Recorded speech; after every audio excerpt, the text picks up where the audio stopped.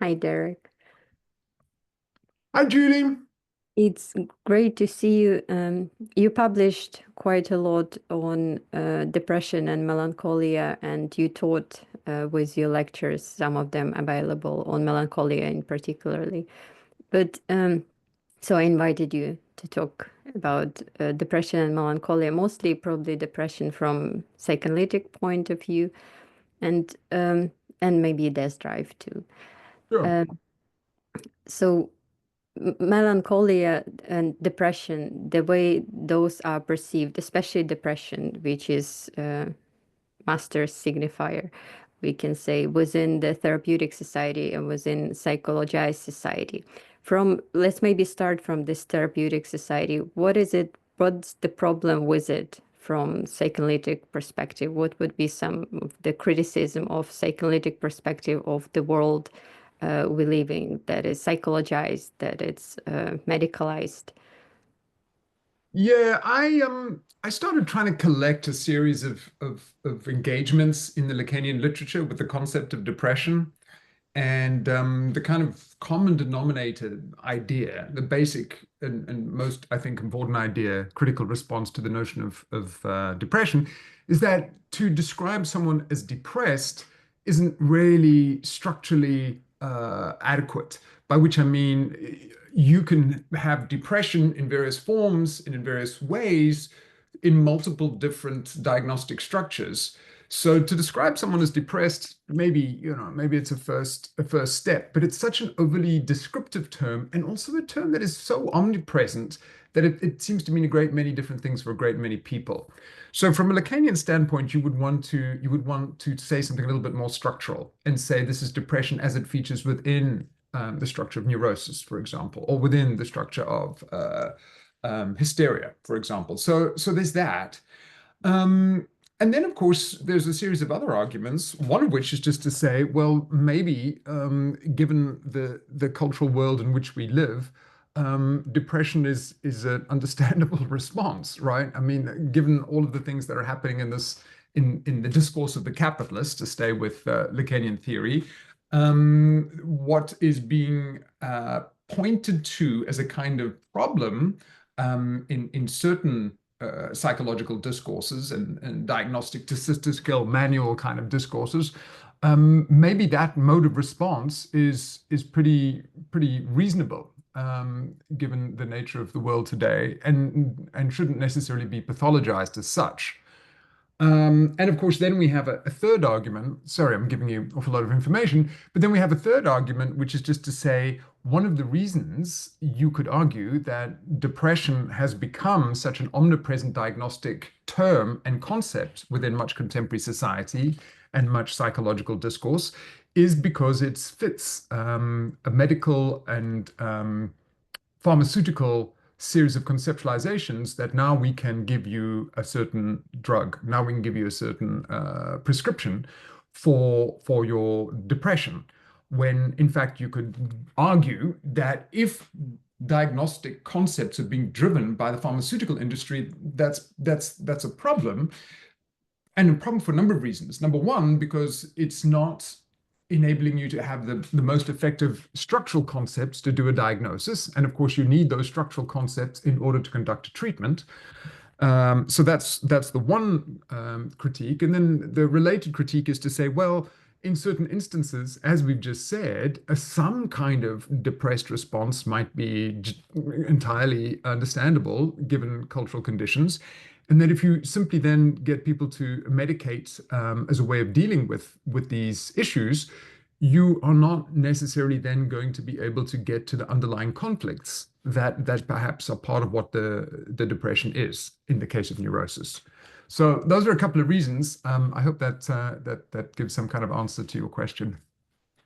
Yeah, that's perfect. Thank you. So, to summarize, there is more complexity to depression, or rather, what they would label, we are labeling with depression within therapeutic society. There might be something much more complex underneath it that just the structure of therapeutic framework is not able to comprehend. And this is where the idea of quick fix comes from, especially medical discourse that just reduces it to serotonin or different medical models, the disbalance, chemical disbalance, which is not true, but it's to the psychiatrists would even admit that it's not complex enough to describe anything. But nonetheless, this is how it functions. It's just simple problem, neurological, neurobiological, and can be fixed accordingly medically. Then, plus, you mentioned that it's too much pathologized within therapeutic society, um, and it might be actually adequate response. The way we feel, a sadness that we feel that we now call depression, might be more adequate, actually adequate response to society we live in. And psychoanalysis is different. It provides more complexity. It maybe it would accept term depression, that what you're trying to do to um, give it more complexity, maybe from psychoanalytic point of view. But also there are reasons for psychoanalysis to reject it as too simple. And psychoanalysis, there is more possibility of critique of society, critical stance in relation to society that would contribute to depathologization of depression. So there is that, right? Um, Yeah. The other thing I think which is kind of important is that, and again, I find this in the literature, the Lacanian literature, you could say that not only is depression a concept which is not specific in a structural sense, but also it's a kind of blanketing term which introduces a certain muddiness or incoherence. What do I mean by that? Well, often if we say someone is depressed, that may be a kind of initial uh, estimation. But of course, if one spends enough time with the person in question, you might find that actually beneath this appearance of depression, there's considerable anxiety or considerable suppressed frustration, anger, aggression. So I think the argument would be not only is it not specific enough to do adequate diagnostic work, it's used in such an it's such an overused concept that it means that it gets in the way of more precise vocabulary, diagnostic vocabulary, and also you could say that it gets in the way of being able to explore once again underlying conflicts in the case of neurosis or a series of related affects uh, and symptoms. Probably also gives too much hope. Precisely, this is what it meant for, to give a hope that it just suffering, it's something neurobiological, therefore it can be fixed. And it's obviously there is capitalism to it, that you can buy but the enjoyment, the opposite of suffering, real quick. And it's tempting to go into anxiety, that it would be easier to consider here because it has lots of philosophical background of consideration. And Lacan is talking about, unlike he's not talking about depression, but let's stick still to Mhm. depression because it was goal of our meeting today. So and it's interesting, is it possible to take something like depression, so at the same time simple, but at the same time, this is how we describe now our sufferings. There's so much pain to this world, how we define ourselves through this world, and add complexity, psychoanalytic complexity to it. That's, I think, our goal for today, and maybe for, because people won't philosophy is not perceived now as something organic to consider and apply to one's life. You would be seen as weirdo, which might be a good thing. But there is hope with depression. If you add philosophy to depression, maybe it might work. Uh, Take it away from the DSM, from maybe keep it in DSM, because that's the home of depression, where it now leaves the main reference point, but still maybe add some philosophical value to it. And I think this is what psychoanalysis is able to do because of the craziness of psychoanalysis, how it's much more strange than just normal, trivial, everyday psychologized language. So maybe let's do that. And the idea that there is something underneath depression is interesting. We can still call it depression, but there is something underneath it that now, and now after that we can use psychoanalytic concept, like the concept of loss or conflict. or lack, that it's there, and depression is the way to simplify it. Or if you dig deeper into depression, this is what we encounter, and that's the level of psychoanalytic language, maybe.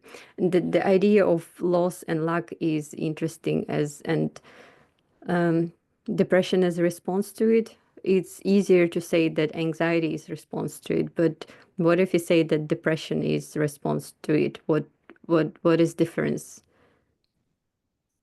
Yeah, I actually wanted to just pick up on something you said a few minutes ago before moving on to lack and loss. Like, Um, and that is just to say that I think one of the things that is sometimes useful about approaching some of these issues from a psychoanalytic standpoint, maybe particularly from a Lacanian standpoint, is the idea that DSM vocabulary and diagnostic terms and a kind of biological discourse, which you'd mentioned, we end up experiencing ourselves as having depression. I have a kind of biologically, motivated depression or something like this. So the way these forms of suffering are described means that I'm becoming somehow an object in the description I offer. I have some kind of biological disposition, for example. These are the kind of discourses that we're thinking about. Or there's some kind of anatomical or neuropsychological basis for my depression. Now, maybe weirdly, there might be some truth to that. But what's important about a psychoanalytic perspective is its stance is not to say, well, you've got this, biologically predisposed, organically predisposed depression. Here's meds, take those, because to do that makes the subjects somehow passive or even objectified in their own suffering. And we find this all over the place with Lacan. He thinks that in a treatment, the person has some agency. You need to speak. You need to explore. You need to do something with the agency of speech, to talk, to be in some kind of situation, as in the case of being in a situation with an analyst, where through speech, through some kind of exploration, you take on a much more agentic role in trying to deal with your suffering, rather than this position of somehow being objectified as the depressed person who has this diagnosis and therefore takes those meds. So, anyways, just wanted to reiterate something that you'd said.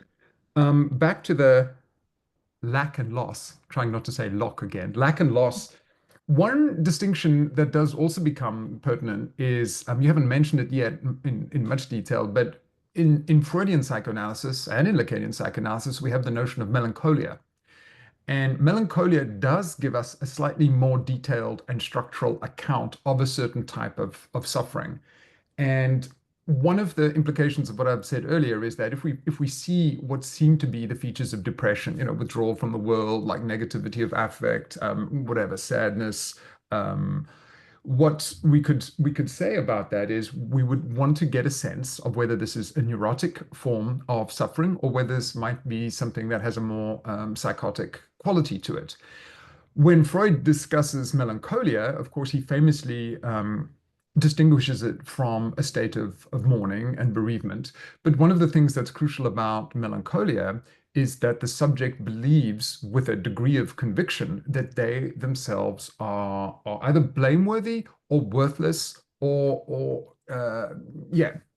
And of course, for Freud, people who are properly melancholic will loudly pronounce their own worthlessness, and in a way that doesn't invite a conversation where you would be tempted to persuade them otherwise, because it's like at the level of a conviction.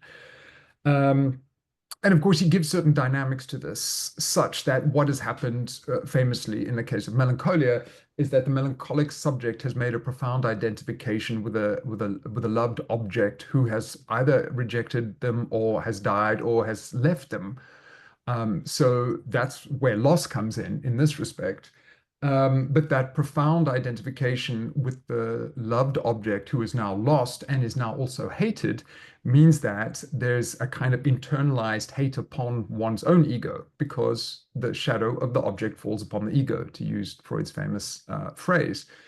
So clinically, melancholia is a rather a dreadful condition because it means that the superego's hate and aggression towards the ego is played out in a kind of radicalized manner.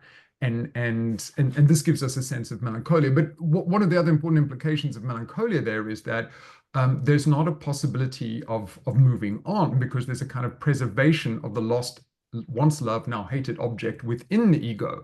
So that becomes a kind of blockage for making new object relations, new object investments. So I suppose that might give a little bit of information back to your question about the nature of the loss. I mean, I wondered if you had thoughts about that as well. I mean, we could also point to the distinction, which for Lacanians would be important, between loss and lack. And you know that seems significant here because a loss might be something, as in the case of a bereavement or in the case of mourning, that one could eventually work through, to use Freud's term, that one could come to terms with. But you could also say, from a Lacanian standpoint, certainly within the clinic of neurosis, lack is not something that is replaceable. You can't, you know, you can find objects of desire that might seem to replace this fundamental lack.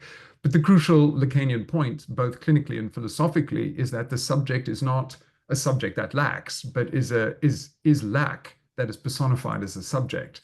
So there's no fundamental, you can't restore, you can't recover from lack because lack is the very nature of the subject. So just to throw that out there, that's sometimes a worthwhile conceptual distinction, thinking about the difference between a loss and a condition of lack. Yeah, I wonder to what extent we can use this thinking that exists, writings that Freud did on melancholia and your distinction between loss and lack to depression. Because let's maybe come back again to depression because it's harder to think about depression than about melancholia, but then go back to melancholia in order to relax a little bit. So if we, and maybe if we apply this thinking to depression, we can say that unlike therapeutic society, that implies that it's the loss of something, but it's not rare, to be honest, that therapeutic society decontextualizes depression. So it's not actually lacking subject, but it's still, it would say that it's the loss in this case. It's still a loss, but of the certain harmony balance of neurobiological balance. But from this perspective, it stigmatizes depression in a way that it says that something was lost. There was the happy, enjoying subject, something was lost, so it's not able to recognize lack. And from psychoanalytic perspective, it would be maybe rather uh, I would even say that for me, psychoanalytically, if you talk about depression, that we are all substantially depressed, but as weird, my weird negative psychoanalysis, or at least we potentially, this lacking subject would mean for me that we potentially at least depressed human being, but that's not conventional psychoanalytic thinking. So to come back to depression, which is rarely mentioned in Lacan, but he does mention it. And this is a problematic point for me. This is where I might turn into a horrible person because I do criticize therapeutic society, as you maybe noticed, for stigmatizing depression, simplifying things, and for stigmatizing depression as such, or those negative states. But Lacan is doing something also similar, even though he only slightly touches depression, because in his comparison, provocative comparison of moral failure, depression as a moral failure or moral weakness, isn't it also stigmatization of depression, which is better maybe than therapeutic, but it still claimed that this is not how you're supposed to feel. And there's the plus in Lacan, there is ethical demand to, well, now in biologized, psychologized society, there is ethical demand to enjoy, to feel of well-being, being productive. In Lacan, is the ethical demand to speak well, and it's much better than trying to make subject productive, happy through antidepressants, for example. It's much better because it, as you mentioned, it objectivizes person. It takes away language, speech of the person, because you are reduced to those symptoms or DSM diagnosis and nothing else is there. You won't be listened. You just reduced to, your speech is reduced to the symptoms, whether it's something matches, and that's it. There's none of you left. But in Lacan, there's also this demand, which is much better, to speak, to speak well, and it's the moral duty. But for me, it's also problematic. It's like regulating, and it's also stigmatizing depression. That's not how you're supposed to feel. You're supposed to talk. Why? Why are you supposed to talk? Yeah, it's a good point that you make. How are we to get around this proclamation that Lacan makes about depression as a kind of moral failing? So a couple of things to say about that. I mean, maybe just to highlight again something that you'd said a little bit earlier. One of the things that a psychoanalytic standpoint might cause us to question is that, do we feel today the onus, the weight, the responsibility of the duty to be happy? And I would say that I think we do. That there's almost like an obligation to be happy, to be this kind of self-actualized person. And we find in Freud as well as Lacan this idea that psychoanalysis isn't there to make the subject happy. And I know maybe it sounds like an obvious point, but just to say that, I mean, we all know the famous Freud quote when he talks about, well, ordinary neurotic unhappiness. So it sounds like an odd thing to say, but maybe one of the first ideas to bear in mind here is that if we have somehow insidiously inherited this duty, this responsibility to be happy, maybe it'd be quite useful to relieve ourselves of that particular responsibility, because that actually does bring on it the possibility of a certain self-stigmatization or self-moralization, funny enough. So just to note that. Then with regard to the moral failing comment, I mean, there's something that's kind of provocative, and I think obviously provocative in what Lacan is saying. It's interesting that when he does that, he is trying to connect also to a series of theological, historical texts and ideas, whether that's Spinoza, Dante, Thomas Aquinas, he's kind of riffing on some of these ideas. And I suppose also that, there's a question of how this intersects with ideas of sin. And one question I've always had is, what is useful about Lacan's strategic utilization of theological discourse? And of course, he's doing this in the context where other psychoanalysts are turning much more to psychology and more kind of ego psychology forms of psychoanalysis. So I think there is something provocative in it. I think maybe there's something excessive in it, and you could say it's a little unfair, if not very unfair, because there are people for whom depressive suffering is a reality. But the only defense I would offer then is that I think his impetus here, in a way, is a response exactly to some of the problems that we've already mentioned. If all of those ideas about how depression becomes a kind of organic thing, how depression becomes a problem I solve by the solution of some kind of medication, all of these objectifying tendencies that at some level return to inhabit a discourse of depression, my read of Lacan's provocative statement there is to try to remind us that we are subjects within our own suffering. And maybe, he's doing it a little excessively, but to be reminded that we're subjects in our own suffering, and that we have, in a sense, again, the terminology is a bit heavy-handed, a duty to speak.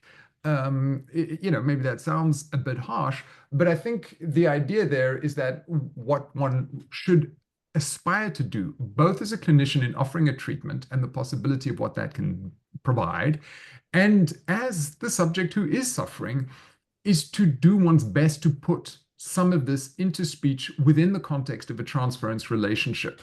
But having said all that, I can only defend Lacan so far on this, and so not everyone's going to agree with that. But I think that's probably the best I can offer in respect of how to try to offer some kind of defense of his position there.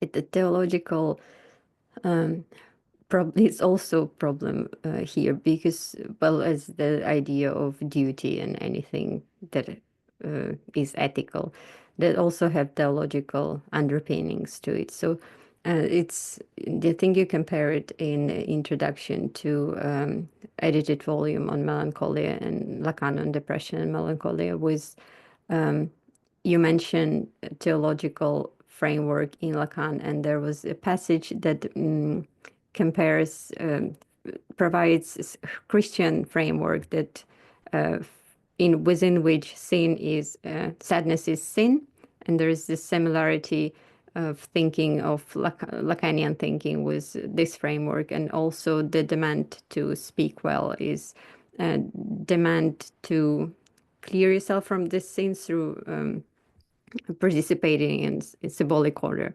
something like this, speaking well. And it's problematic, but the idea of being provocative, that's what I like. And maybe,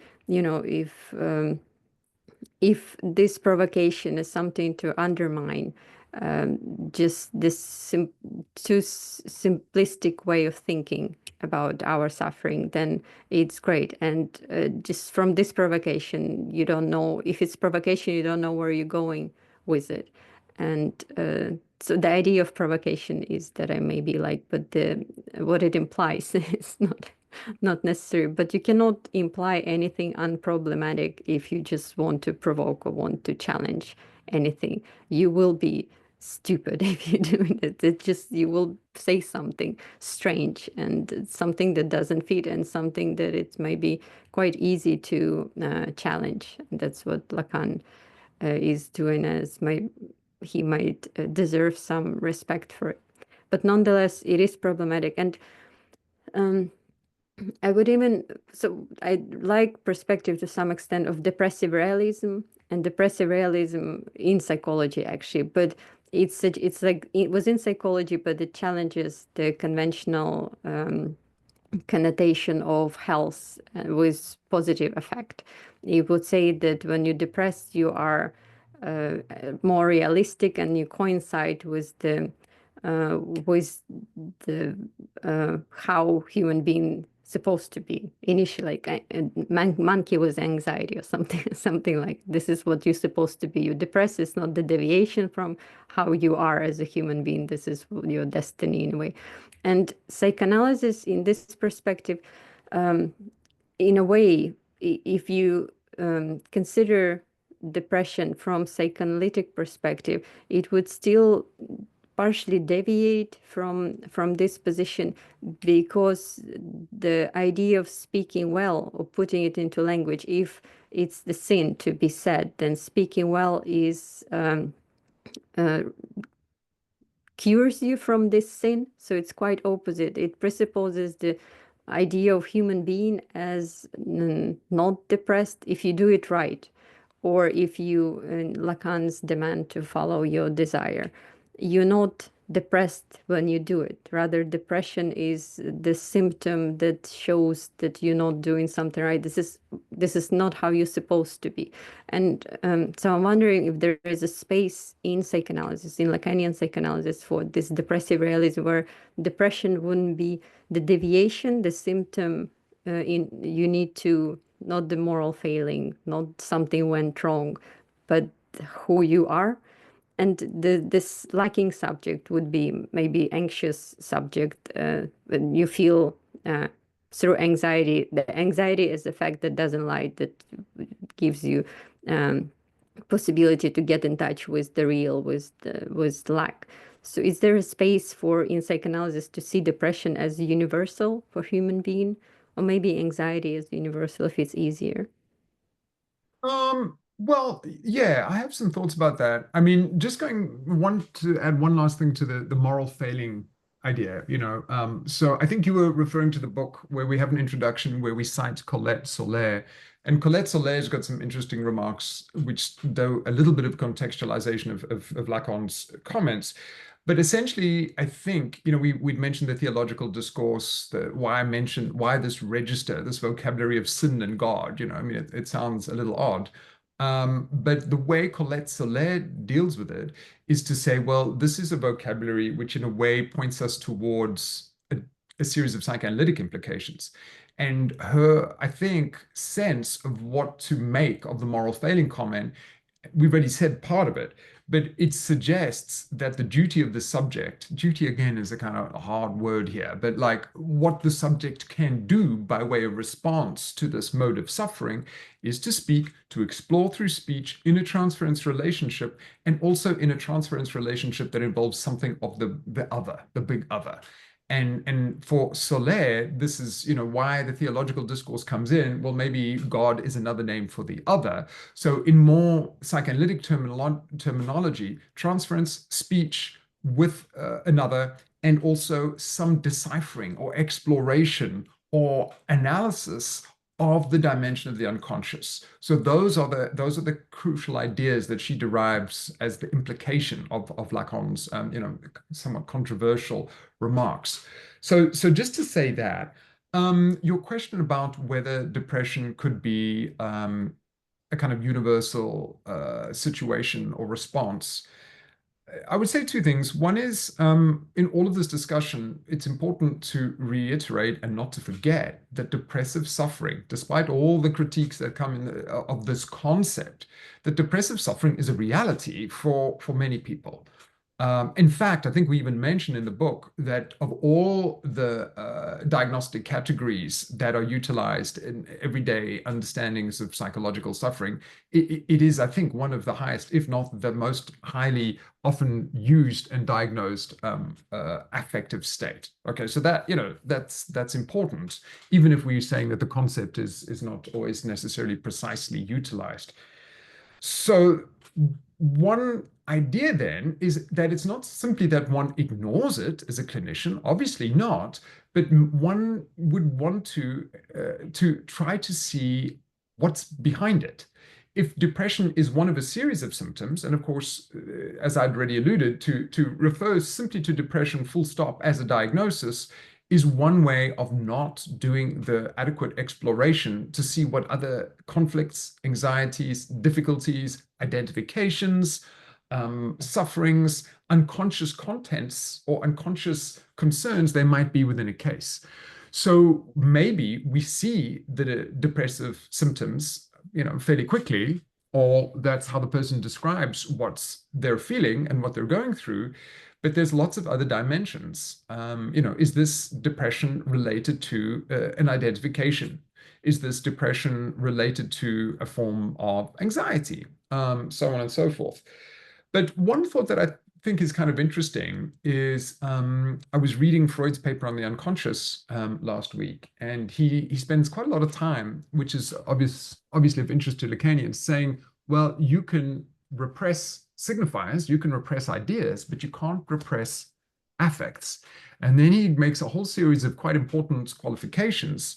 And of course, this is important for Lacan because he makes exactly the same point. And a lot of post-Freudians still want to make room for some kind of repressed affects. So it gets a little complicated.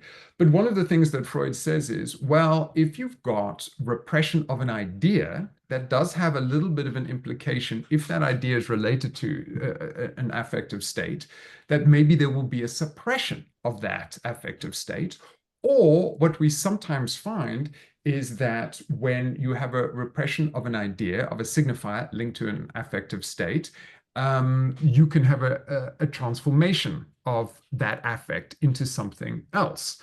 And the famous example for Freud is anxiety. And for him, this is the kind of universal currency of the transformation of a disturbing affect into anxiety. So, and of course, this is also in a sense related to Lacan's idea that that anxiety is the only affect that doesn't lie. Now, we could say, and I've in a way already intimated as much, because I suggested earlier that when we think about depression, maybe if you pay careful, as it were, phenomenological attention to how people are describing their depression, that often it's in considerable amounts of anxiety that are there and agitation of a different sort. So, two thoughts then. Maybe we would want to think instead of simply this is a depressed affective state and depression as in a kind of emotional disorder or something. To what extent should we be wondering about jouissance for a start? And secondly, if anxiety is for Freud the kind of universal affect in which many transformed intense affects can be transformed into anxiety. And if anxiety has a relationship to depression, we could ask, well, maybe depression is our contemporary era's version of anxiety, or put differently, when we see depressive symptoms, we should explore what other affects that they may be related to. I mean, we have the famous notion, which is now almost a kind of pop psychology, stereotype that depression is anger turned inwards. And maybe we could be critical of that notion, but you could say whenever one is confronted clinically with depression, one should do lots of exploration to see what other affects might be behind it or within it. So that I think responds a little bit, both by linking depression to anxiety and saying that depression might be a kind of general state, almost a default affective state, which has the end result of a transformation of other unacceptable affects. I'll say just one last thing about that, if you don't mind. There's often, I mean, this is just my own experience, right? So I'm not going to make a theoretical point about that. But I've noted I'm thinking about working clinically and just also personal experience with women of my mother's generation, for whom a patriarchal order, meant something very significant, and for whom many aspects of their lives were qualified by a lack of their ability to be agentic, right? So you could say then, and I suppose I'm also now wondering about the relationship between hysteria and depression. You could say then that the prevalence of, I mean, let's ask that question. Maybe that's a better way of doing it. The prevalence of depression in which groups might that tell us something if we had a demographics of depression? And if we're finding a prevalence of depression amongst groups who've been politically oppressed in certain ways, that might also be significant. So I won't develop that much more. I mean, there's a couple of implications there, but I think the implications seem pretty clear. Yes, so I will come back to this, but this makes me thinking that the psychoanalytic process that I would accept as depressive realist and as a depressed person, more or less, I would accept that psychoanalytic process is revealing that beneath what we call, underneath what we call depression, there is more complexity, and it's not that it's something resolvable, because depression is quite optimistic terms. It gives you hope that it can be resolved, and really simply, it's a really simple thing to do with some medical intrusions. But psychoanalytic process that I would accept is the one that reveals that underneath it's much more complex, and there is unresolvable stuff. Like, it's not maybe by promise, as always, psychoanalysts trick into that at least they will give you ordinary unhappiness, but they don't. So providing this hope, but taking it away at the same time, that it's much even worse than, instead of curing depression, it just makes it worse, because it's digging deeper into the level where conflicts are unresolvable and structural, which might be great. And the second point was with depression and patriarchal order and women. For me, and this is quite strange, but I do apply thinking, it tempting to apply feminist thinking and feminist critique to thinking of depression, but in a different way. It is well known that antidepressants were first advertised as something for housewives who are depressed, and they're not supposed to be depressed, and they're supposed to be uh, good, happy women performing their duties within patriarchal order. So it's problematic. It's like the stigmatization of both women and depression. But for me, this link between how women are perceived in psychiatric society, the way something in need of correction, the way something is wrong with the human being who is not enough man and too much of a woman. And we can link depression to it. But for me, person who is depressed is perceived similarly to how women are depressed in, including in psychoanalysis, by the way, maybe in a different form, but this is what you're not supposed to be. No one is listening to you. Even as Freud is quite progressive in being feminist in a way, because he listens to women, but he still to women, but he still listens to them as objects of analysis, not actually to them, not actually perceiving them still as patients. So, but he does listen to them. In a way, this is how depressed subject works now. This is your language will be taken away from you as depressogenic, both by positive psychology, by psychoanalysis, because you're not speaking well, even by Kristeva, who writes beautiful in black beautifully about depression, but it's still it's still a subject with whom something is wrong and something who's supposed to speak better or supposed to be more articulated in a way. So it's kind of stigmatized subject. And psychoanalyst is never depressed. You know, they don't. They will talk about. We will talk about depressed person as not who we are, as someone else, someone who in either in need of correction. It's not never language of someone talking about themselves. Because if you start to speak about yourself as to talk about yourself as depressed, and then you're turning into patient automatically. So for me, it is strange, but and what's the point of liberating the depressed subject? They cannot speak. You know, they feel bad. What's the point of liberating them? So they'll be free to feel bad. So I'm not sure why I'm doing it, but it's so tempting to try to liberate them and listen to them without trying to correct them or trying to impose on them that this is what not they're not supposed to be. And it's quite hard to find people who will be there with me in this task, because no one really wants to be depressed. But nonetheless, it's just interesting how we perceive depression in this way. So there is the feminist critique of depression as something that associated with women and something they're not supposed to be. But what about the depressive subject who is depressed as such? It was interesting research about the so we know that their depression is always on a rise. They're trying to fix it, but it only gets worse and worse. But there was research that there was more percentage of depression among therapists and psychologists than in normal population.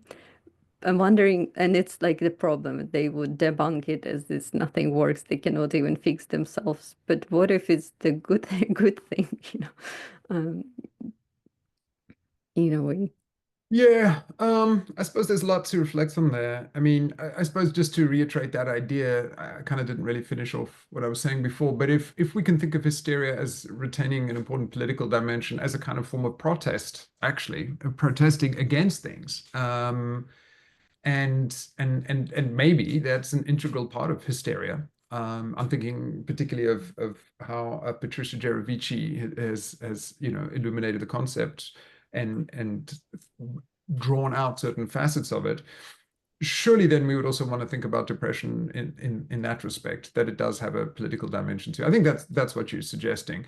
The idea, though, not merely using it as a kind of objectifying, stigmatizing label to apply to women who aren't living up to what they're supposed to be, although presumably that does happen at some level within society, but as a way of saying one needs to explore further what might appear to be depression, because there might be a series, in fact, invariably will be a series of conflicts, of difficulties, of other affects, which are in part, but never simply part of the social situation.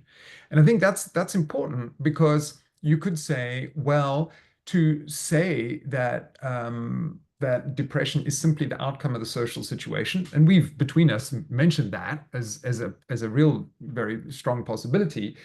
That is true, but the psychoanalytic perspective, the clinical psychoanalytic perspective, can never rest simply only on putting everything within a social or giving a social or political explanation, because we're also dealing with the individuality of subjects, right? So I think that there is a strong argument to be made that there are political conditions whereby certain subjects would potentially suffer depression more for very good or very bad, you could say, political reasons, social reasons.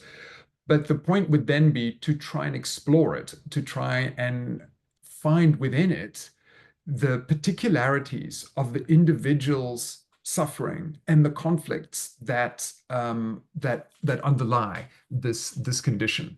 And you know, they may indeed have a very strong social and political basis, but there's also the element of the individual subject and how those things are being realized within them as well, which takes us back to this idea that the subject, with the right opportunity, would have the, as it were, duty to speak about it, to explore it a little bit.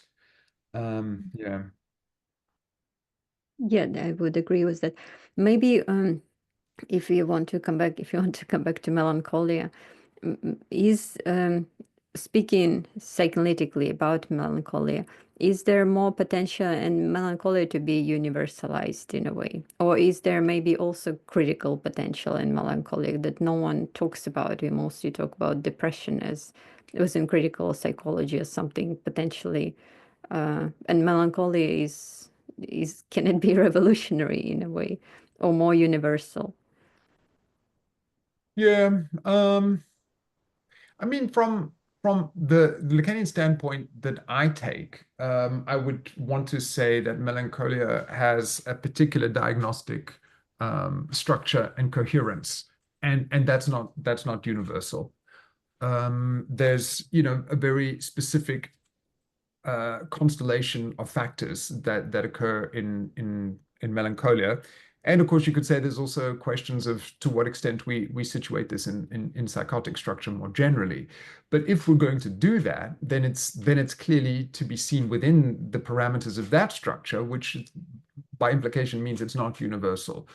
In respect of the political dimension, you know, this is a tricky question, and I mean, I can think of examples where people who are melancholic have been committed to you know a powerful political cause. But maybe the way to answer that, actually, if you don't mind, if you permit me that, I mean, one way to think about that question is to refer back to Freud's famous remark that we see in melancholia a pure culture of the death drive. Now that's a sort of sobering remark. But of course, when we get to a Lacanian theorization of death drive, we could see that death drive is indeed an impetus to go beyond the pleasure principle, which means that it, as it were, shifts the subject beyond the parameters of existing merely in a kind of natural, instinctual sense of life-affirming qualities into a different, into a somewhat different realm. And by that, I'm implying that death drive is not only the thing which might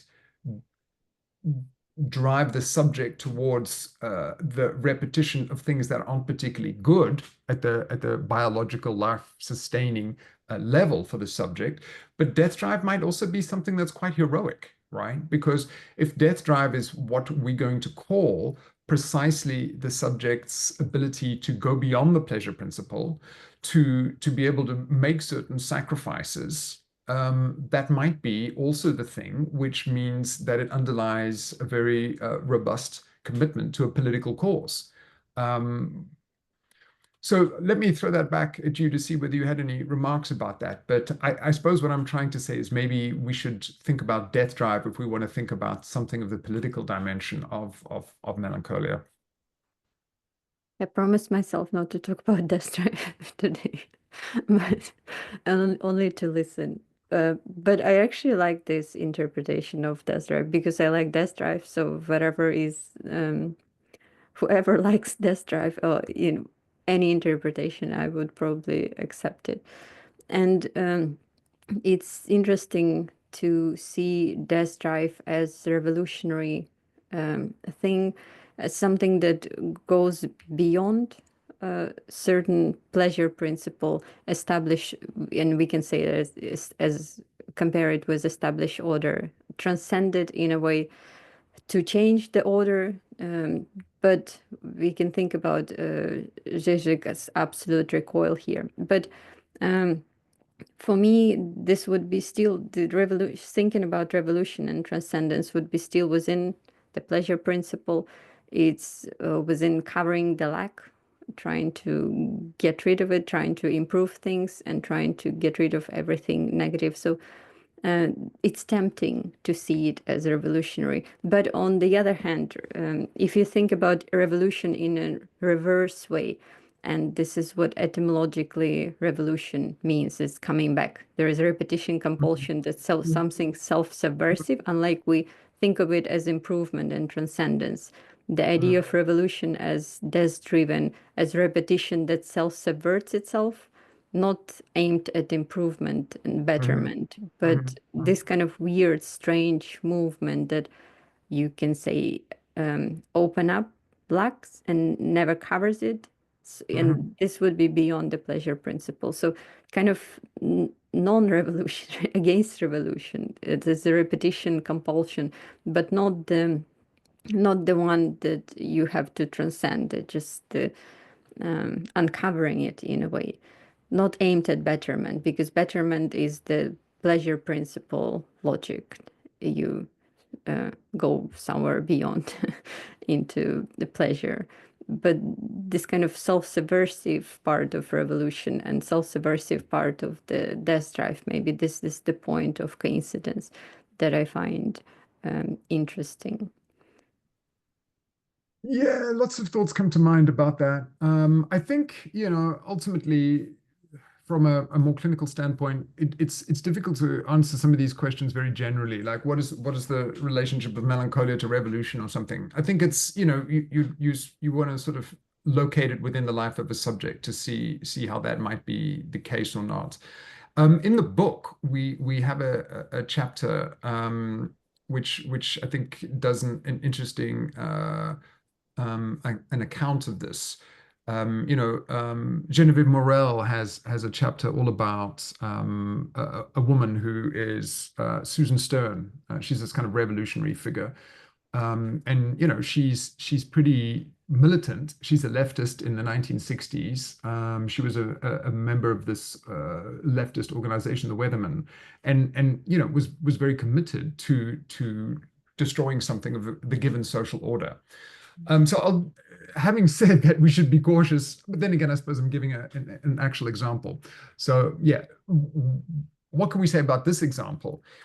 Slavoj Žižek sometimes makes the point that the death drive understood in a Lacanian sense is different to, in many respects, how it's understood in the Freudian sense. And the two-step part of this argument would be to say, for Lacan, death drive is not a kind of self-suicidal, self-annihilating gesture. So this is the first step.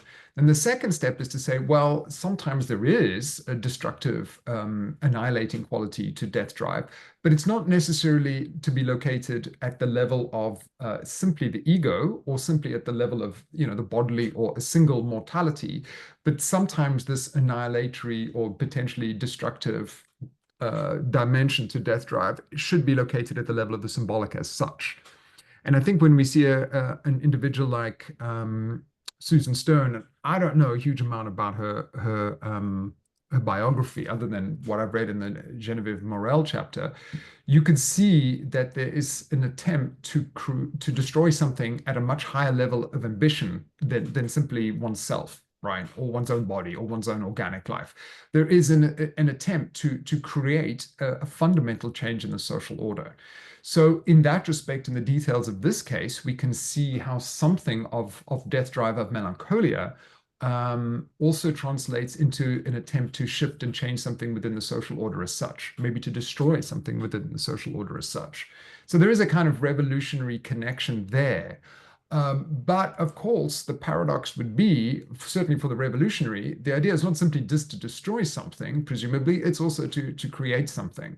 And we do find this idea in Seminar 7 in places where Lacan is talking a little bit about death drive, that it also enables a certain type of creation. So that's one thought about how we might link within the auspices, within the dimension of a particular case, questions of melancholic death drive to questions of the social order. But I'll just offer one further, and this, I'm not sure whether this will contradict that or how it'll intersect with the point I've just made. But in some cases of melancholia, if we take seriously the idea that in melancholia we see a pure culture of the death drive, it can also mean a very strident and vicious superego. And sometimes what one finds in a case of melancholia is a very strong superego. And of course, then the question would be, well, what are the signifiers or what are the values that have informed that superego? But you can say that if the superego is indeed the direct inheritor of the voice of one's parents, or Freud's nicely specific about that. One's superego isn't just informed by one's parents and one's grandparents, but also by the superegos of one's parents and one's grandparents. But nevertheless, you get my point. That means that you can have a very strong dimension of moral and moralizing activity in melancholia. So those are two different reflections. One which is saying that in certain instances one can see death drive evoked in melancholia, and death drive in the case of a kind of revolutionary subject then becoming an attempt to transform, destroy, change something at the level of the social order, which sounds revolutionary, or for that matter maybe counter-revolutionary. And then on the other hand, we've also got this idea that maybe the kind of radicalization of superego in melancholia can actually mean that there's an insistence upon the maintenance and of certain superegoic values. So in fact, you get two different cases. One where we have an articulation of melancholic superego, which wants to transform something via death drive, and one where the radicalization of a given superego could in fact entrench certain ongoing social values, in as much as if it embodies the superegoic values of a generation of one's parents and grandparents and so on and so forth, you could say maybe it actually entrenches the social order rather than disrupts it. So I just wanted to give those two contrary examples because, that's why I was saying one would need to look at an individual case, that it's not easy to come up with a generalized response to it. So hopefully that tension is apparent. Yeah, perfect. That's beautiful. I promise not to keep you for more than an hour, and I think that's a good point to finish when we complicated it even more than it was in the beginning. And there is lots of things to consider, but still, maybe we'll have chance to do it next time. Thank you, Derek. Yeah, that'd be lovely. Thanks for taking the time to talk about these issues. And yeah, I would certainly look forward to doing another interview at some point. Thanks, Derek.